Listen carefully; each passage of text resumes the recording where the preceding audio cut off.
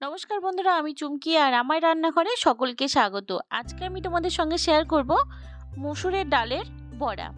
এটা সন্ধ্যা স্ন্যাক্স হিসাবে বা দুপুরে ডাল ভাতের সঙ্গে খেতেও কিন্তু খুবই ভালো লাগে। তাহলে চলো এবার রেসিপিটা ঝটপট দেখে নাও।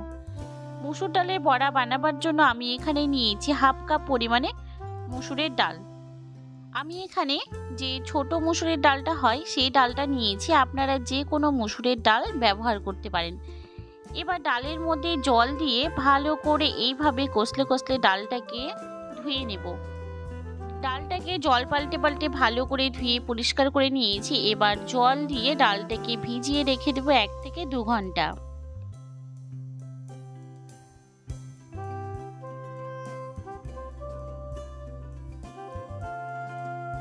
এক ঘন্টা পর দেখুন ডালটা কিন্তু একদমই ভিজে ফুলে গেছে আর ডালটা অনেকটা নরম হয়ে গেছে। এবার ডাল থেকে জলটাকে ভালো করে ঝরিয়ে নেব। ডাল থেকে জলটা ঝরিয়ে নেওয়ার পর একটা মিক্সি জারের মধ্যে সম্পূর্ণ ডালটাকে দিয়ে একদম মিহি পেস্ট তৈরি করে নেব। ডালগুলোকে মিক্সি জারের মধ্যে নিয়ে নিচ্ছি, তবে ডালের মধ্যে কিন্তু কোনো রকম জল আমি ব্যবহার করছি না, শুধু ডালটাকে মিক্সি জারে দিয়ে ভালো করে পেস্ট করে নিয়েছি।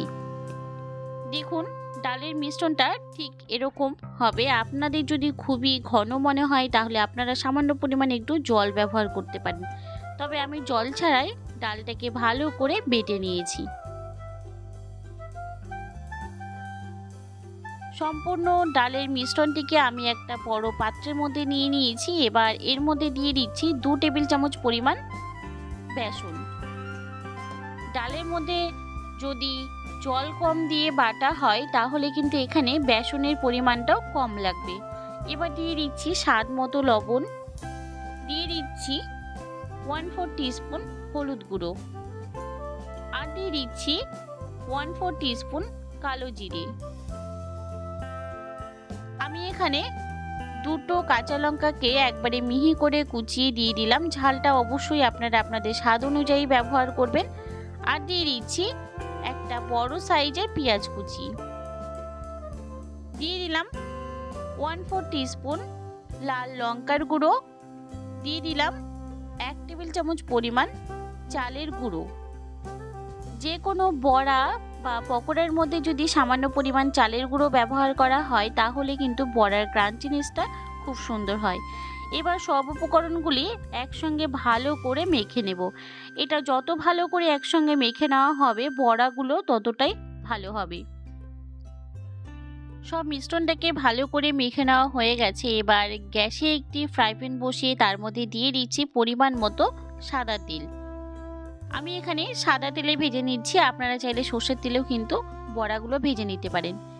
তেলটা ভালো মতো গরম করে নিয়ে গ্যাসের আঁচটাকে মিডিয়ামে রেখে এবার একটা একটা করে বড়া আমি তেলের মধ্যে দিয়ে দেব।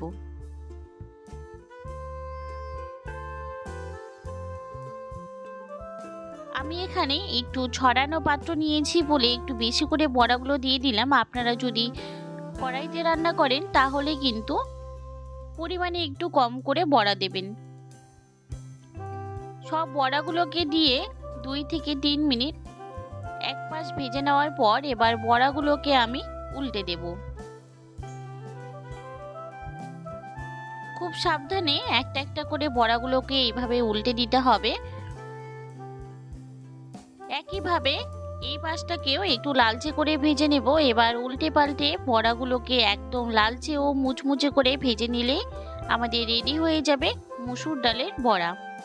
দেখুন বড়াগুলোকে লালচে করে ভেজে নেওয়া হয়ে গেছে। এবার তুলে একটা পাত্রের মধ্যে রেখে দিচ্ছি। সব বড়াগুলোকে তেল থেকে তুলে নিয়ে সেকেন্ড ব্যাচের বড়াগুলোকে একইভাবে তেলের মধ্যে দিয়ে ভেজে নিচ্ছি।